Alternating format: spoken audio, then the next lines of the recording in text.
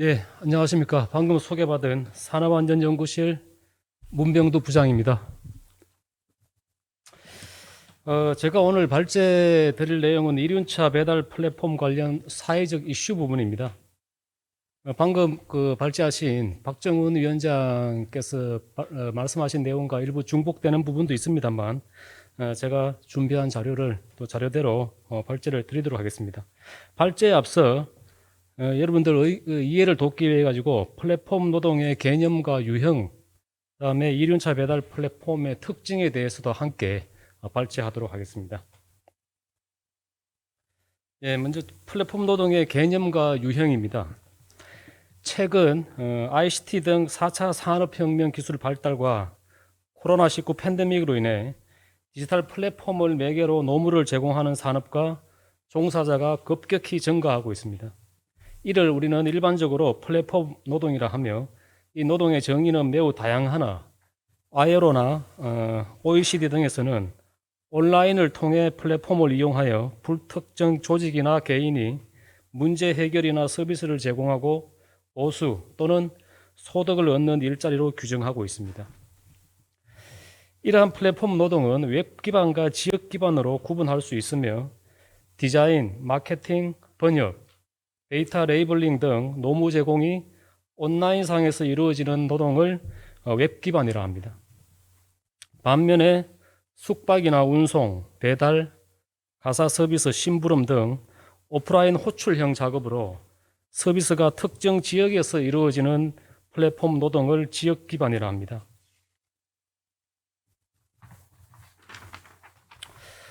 또한 플랫폼 노동은 국가별로 다양한 용어들이 혼용되어 사용되고 있는 실정입니다.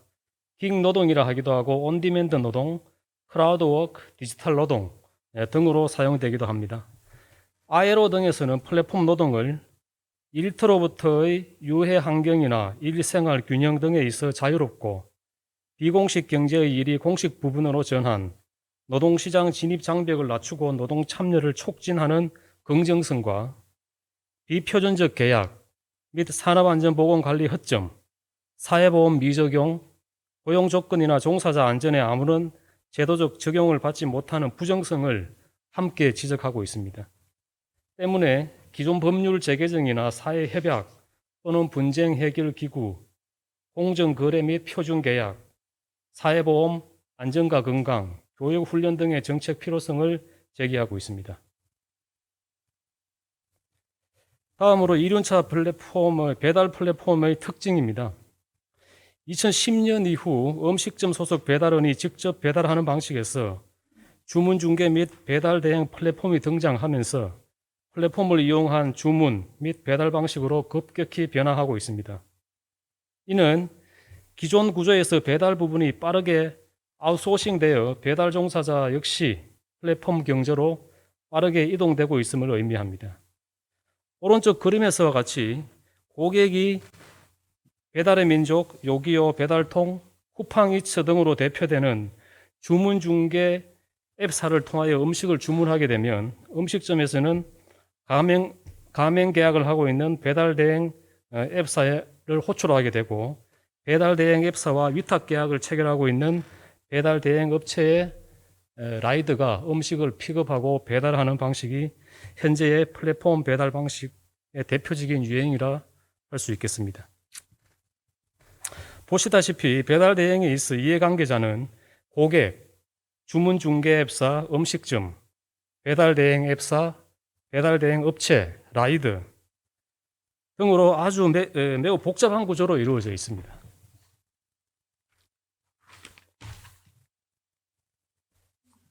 문헌에 따라서는 배달 플랫폼을 통합형, 가맹형, 크라우드 소싱형으로 구분하기도 합니다. 이 부분은 우리 박정훈 위원장께서 충분히 설명을 하셨기에 넘어가도록 하겠습니다.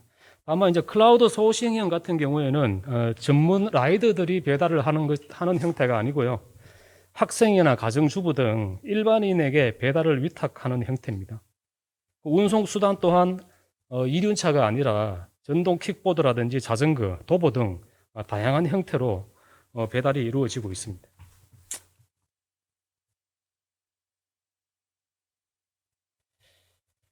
네, 다음으로 이륜차 배달 관련 사회적 이슈입니다. 사실 플랫폼 노동 관련해서는 가장 큰 이슈는 근로자성에 대한 이슈입니다만 오늘은 라이더들의 안전 관련 중심의 최근의 이슈를 말씀드리겠습니다. 첫 번째로 코로나19로 인한 비대면 소비의 급격한 증가를 들 수 있습니다. 작년 12월 기준 온라인 쇼핑 총 거래액은 15조 9,946억 원으로 전년 동월 대비 26.1%가 증가했습니다. 연간 대비로도 전년 대비 19.1%의 증가를 보입니다. 특히 이륜차 배달과 밀접한 관련이 있는 음식 서비스 시장의 경우 19년 대비 무려 78.6%의 증가를 보였습니다. 이는 비대면 소비의 일상화로 향후 이러한 현상은 지속될 것으로 전망이 됩니다. 이에 따라 이륜차 배달 종사자도 급증하였을 것으로 추정되며 최근의 한 조사에서는 배달 운송 관련 플랫폼 종사자는 전체 플랫폼 노동자 22만 명 중에서도 52%인 약 11만 4천 명으로 추정하고 있습니다. 또한 배달 대행 플랫폼사인 바로거의 배달 대행 건수가 19년 대비 20년에 134% 증가하였다는 언론 보도도 있었습니다. 이렇게 배달 대행 건수 및 라이드가 증가함에 따라 이륜차 배달 종사자의 사고도 지속되고 있는 실정입니다. 이륜차 교통사고 사망자는 연간 400명을 지속 상회하고 있습니다. 경찰청에서는 작년 10월 기준 사망자가 446명으로 전년 동기 대비 9.6% 증가한 것으로 발표하였으며 경찰청 내부 자료로는 작년 한 해 동안 사망자가 약 500명 이상인 것으로 알려지고 있습니다. 물론 이 통계는 국내 이륜차 사망자 전체 통계이긴 하나 사고가 지속 증가하고 있는 것은 이륜차 배달 라이드의 사고 증가가 주요 원인이라 생각이 됩니다. 다음은 이륜차 배달 종사자가 주로 가입되어 있는 픽 서비스업의 산업재해 현황입니다. 작년 기준으로 사망자 142.9%, 부상자 61.9%가 증가하였으며 보시는 바와 같이 언론에서도 연일 지속 보도되고 있는 실정입니다. 그럼에도 불구하고 산재 통계에서 사망자가 17명인 것은 특수 형태 근로 종사자인 라이드의 산재보험 가입률이 낮은 원인으로 판단됩니다. 산재보험과 관련된 내용은 뒷부분에 다시 설명을 드리겠습니다. 한편 이러한 사고를 유발하는 직접 요인으로는 난폭운전, 과속, 교통법규 미준수, 눈비 등 기상상황, 운전 미숙 등을 들 수 있겠으나 소비자의 편의를 명분 삼아 라이더의 안전을 고려하지 않는 배달시간 제한, 번쩍 배송 등 플랫폼사의 정책을 원인으로 지적하고 있기도 합니다. 각종 연구자료나 언론, 노동계 및 현장 라이더들은 플랫폼사의 불합리한 배달 알고리즘과 평점 제도 등 각종 프로모션 및 산업안전보건법의 배달 종사자 안전 조치에 대한 실효성의 문제를 제기하기도 합니다. 먼저 배달 관제 시스템의 문제입니다. 관제 모드에는 플랫폼사별로 다소 차이가 있긴 하나 일반 배차와 AI 배차가 있습니다. 그러나 최근에는 알고리즘에 의한 AI 배차가 점점 증가되는 추세입니다. 이러한 AI 알고리즘의 경우 배달 목적지를 직선거리로 설정하거나 교통 상황이나 신호, 출퇴근 등 차가 막히는 시간을 고려하지 않는 불합리성으로 인해 라이드의 신호 위반이나 과속을 유발하기도 하며 배달 수락을 여러 번 거절할 시에는 배차 시간 간격을 늘린다거나 일주일 계정 정지나 영구 정지 등 페널티를 부여함으로써 무조건 거절할 수도 없는 실정이라 합니다. 또한 노동계 및 현장 라이더들은 알고리즘에 대한 투명성 및 합리성을 위해 알고리즘에 대한 정보 접근권을 요구하고 있으나 플랫폼사에서는 기업 내 비밀을 이유로 공개를 꺼리고 있는 실정입니다.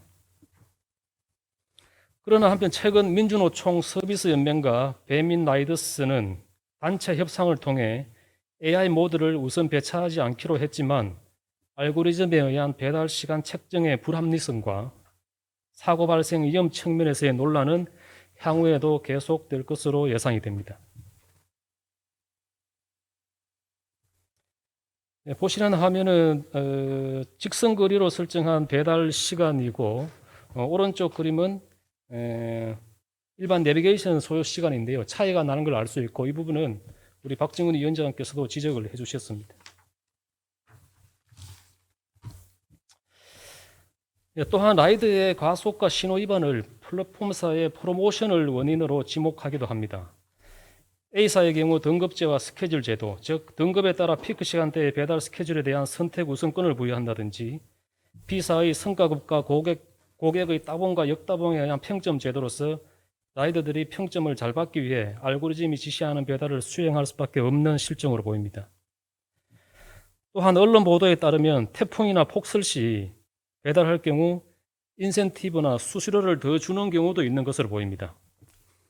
이럴 경우 정말 목숨 걸고 배달하는 것과 마찬가지인데 라이더의 생명을 우선시한다면 배달을 종료하는 앱 클로징이 바람직해 보입니다. 이러한 AI 알고리즘과 등급제의 문제는 중국에서도 최근 이슈가 되고 있습니다. 중국 배달 플랫폼 시장은 세계에서 가장 발달한 것으로 알려져 있으며 19년 기준 등록 라이드는 1위 기업인 메이투안이 399만 명, 2위인 이러머는 약 300만 명 정도입니다. 메이투안의 인공지능 알고리즘에 의한 배달 배송 간격은 16년에 1시간이었는데 불과 3년이 지난 19년에는 28분으로 절반 이상 단축되었습니다.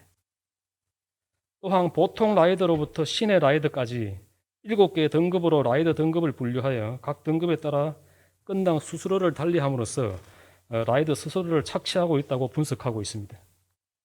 2017년 상반기 상하이에서만 2.5일마다 1명의 사망자가 발생하였으며 이에 중국의 라이더가 조직화되고 중국 전역 배달 노동자 파업이 증가하고 있다고 언론은 전하고 있습니다.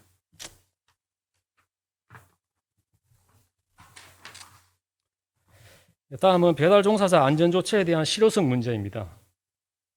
산업안전보건법 제77조에서는 라이더가 최초 노무 제공 시 2시간 이상의 안전 및 보건에 관한 교육을 실시토록 하고 있으며 산안법 제78조에 따른 안전보건 기준에 관한 규칙 제673조에서는 이륜 자동차 운행 매너 및 승차용 안전모의 보유 여부 확인, 도로교통법에 따른 운전자의 준수사항, 산재 예방사항 등의 정기적 고지, 특히 산재를 유발할 수 있는 정도의 배달 소요 시간의 제한을 금지토록 규정하고 있으나 배달 소요 시간 제한 금지에 대한 구체적 기준의 부재, 그다음에 법령 책임 주체에 대한 법 이행 여부 점검이 부족하다고 각종 토론회에서 지적하고 있는 바입니다.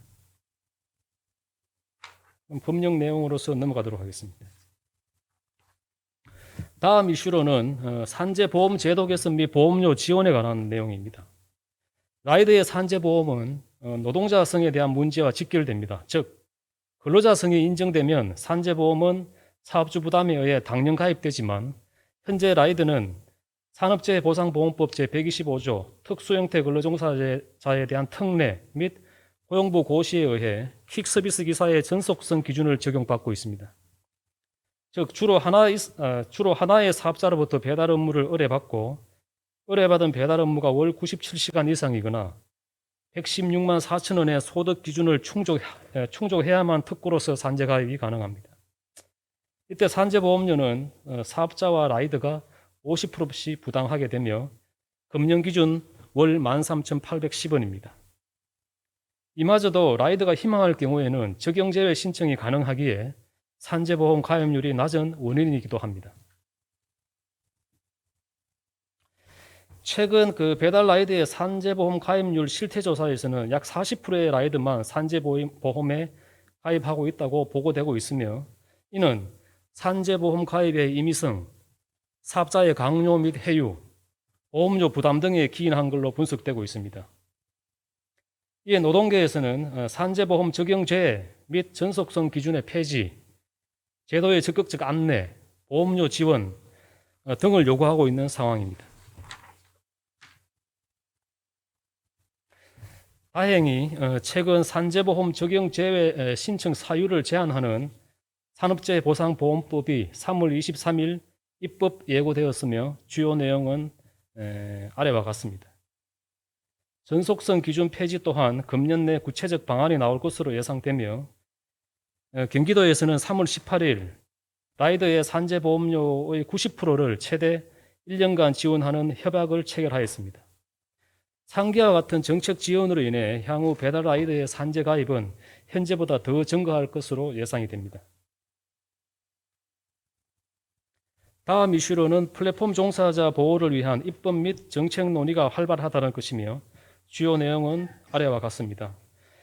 먼저 금년 1월 26일 제정이 되고 7월 27일 시행을 앞두고 있는 생활물류서비스 발전법입니다.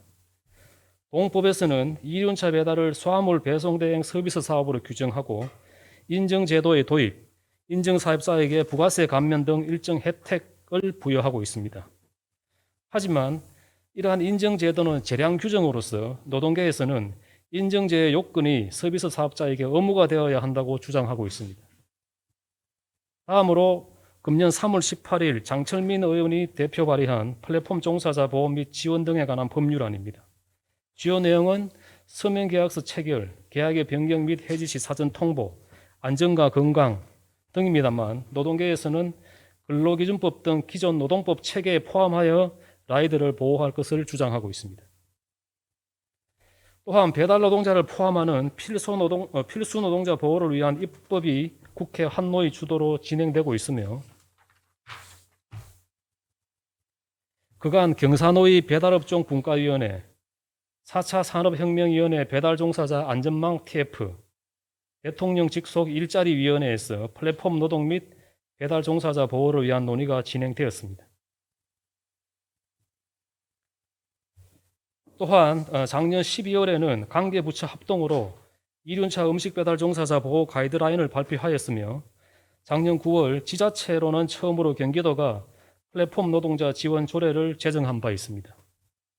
기타 각종 사회적 협약 및 합의가 있었으며 대표적으로는 작년 10월 민주노총 서비스연맹 배민 라이더스 지회와 배달의 민족이 단체 협약을 체결하는 등 플랫폼 종사자를 보호하기 위한 사회적 노력이 활발한 건 사실입니다만 아직 풀어야 할 과제가 많은 것도 현실입니다.